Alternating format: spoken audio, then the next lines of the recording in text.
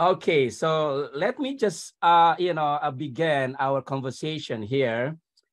So we have so many narratives. We have so many claims regarding Palestine and Israel issues. In other words, we have competing narratives. So I was wondering, Professor Chomsky, what do you think is the key problem of Israel-Palestinian issue that we can start with? Where's the key or root cause, root problem underlying all the questions, all the problems, political, religious, economics, land, and so on and so forth? What do you think is the key problem here that we are dealing with?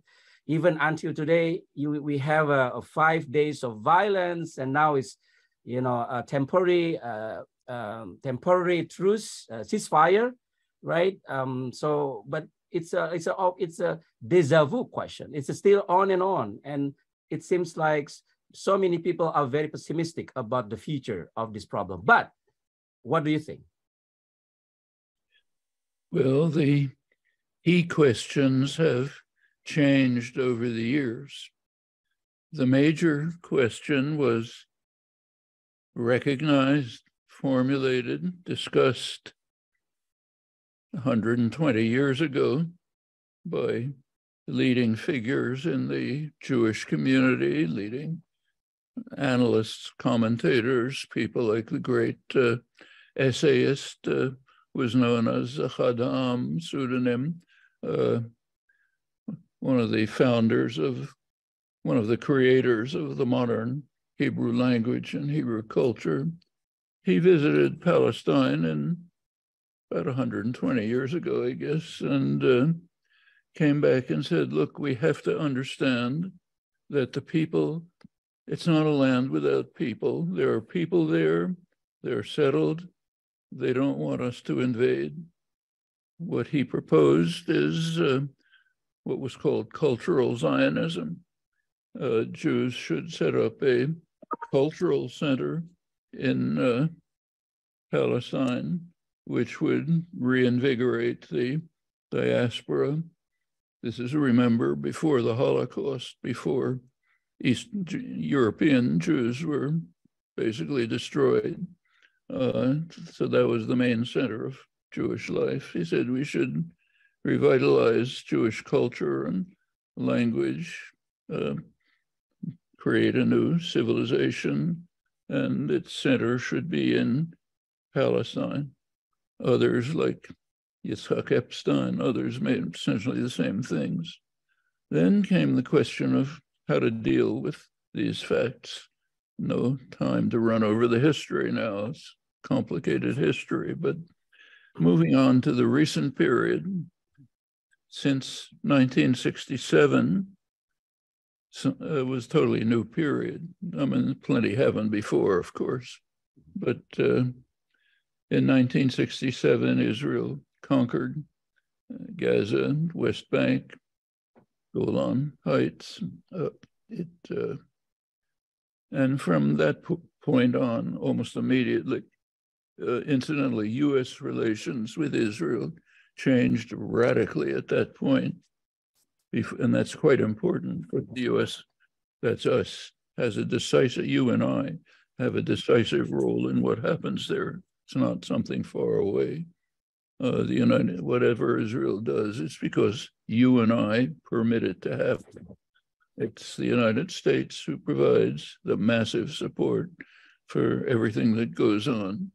It's the United States that vetoes Security Council resolutions calling for an end to illegal occupation and so on. So it's not remote. It's our responsibility. We should not forget. That changed substantially in 1967. Prior to that, U.S. relations with Israel were friendly, but not particularly unusual. In fact, Israel's main military support was coming from France. Its nuclear programs were developed with French. Et certains même redoutaient que les Juifs, jusqu'alors dispersés, mais qui étaient restés ce qu'ils avaient été de tout temps, c'est-à-dire un peuple d'élite, sûr de lui-même et dominateur, n'en viennent, une fois qu'ils seraient rassemblés dans le site de son ancienne grandeur, n'en viennent à changer en ambition ardente et conquérante les souhaits très émouvants qu'ils formaient depuis 19 siècles, l'an prochain à Jérusalem. Inputs, U.S. was not supporting them. So 67 changed everything. Israel performed an enormous service to the United States. It destroyed secular Arab nationalism.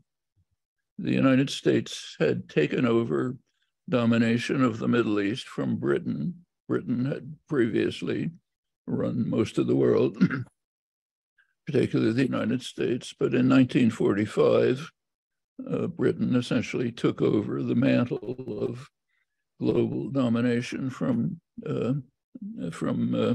Britain, and the Middle East was a central component.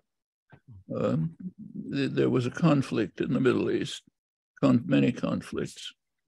Britain, throughout its control, had tended to support radical Islam in opposition to secular nationalism. For good reasons, secular nationalism can get out of control. Radical Islam, they assume, they can maintain control over it. The United States took over the same position. 1967, there was an actual war going on between the center of radical Islam, Saudi Arabia, and the center of secular nationalism, Egypt. They were at war in the Yemen, a substantial war.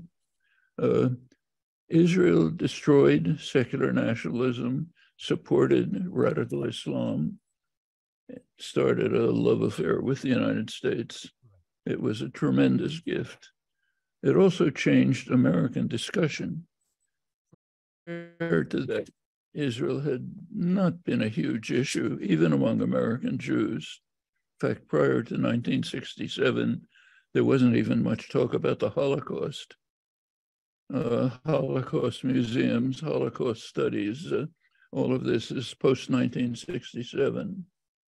Everything changed significantly.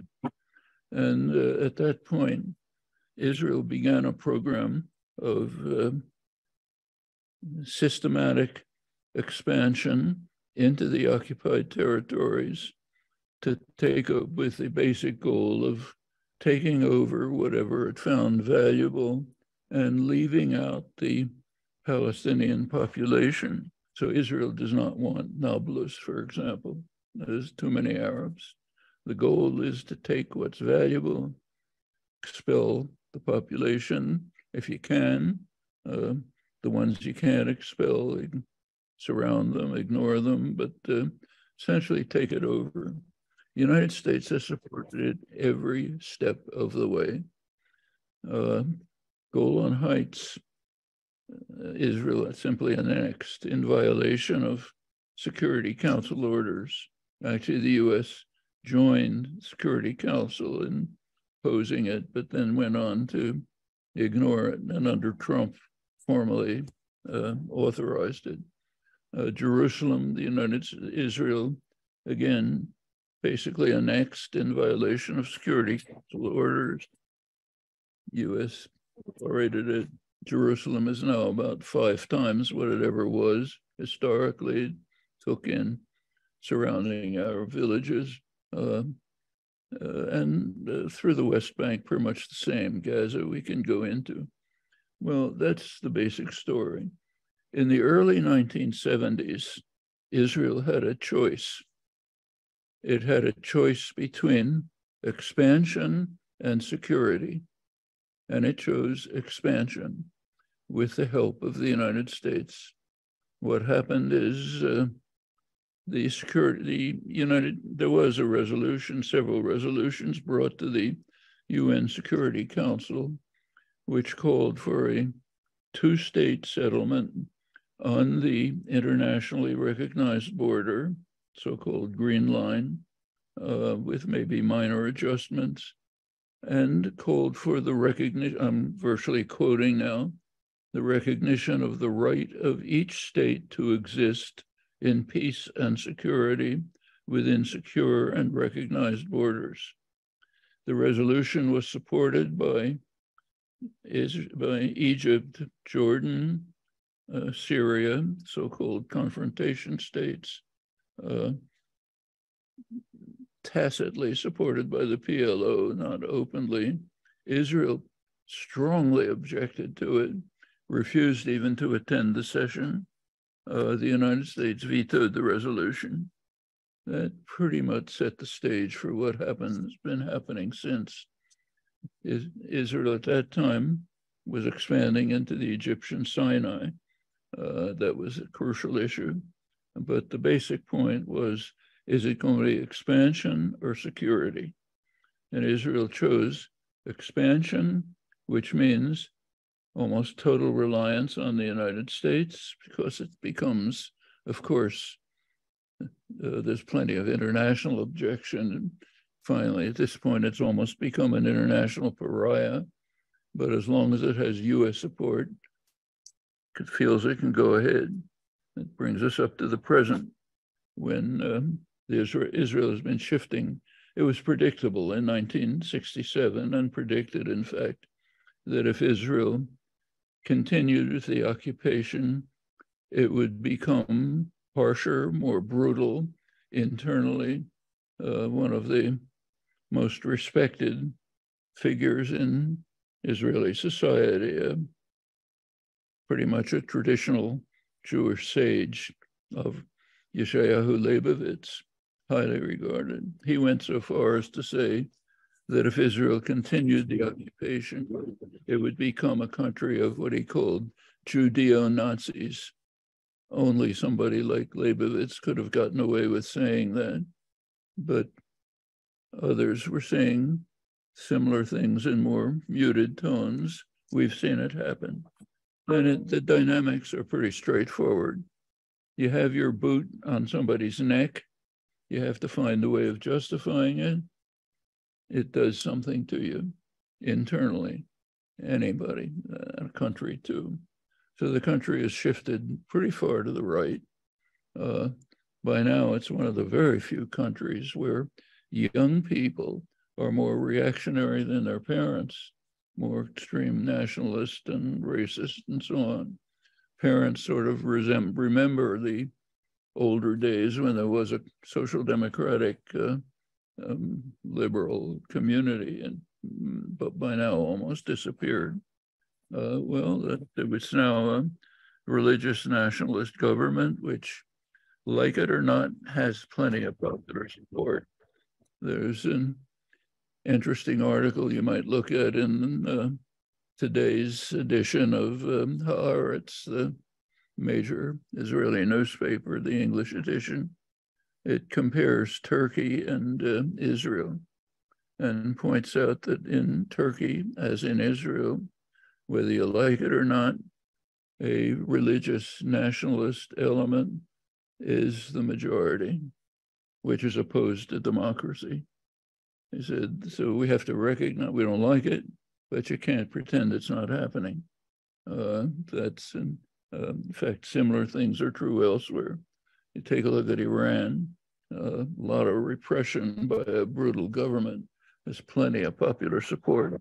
You go to the rural areas, deeply religious areas, find extensive support for the guardian council of harsh, brutal clerics.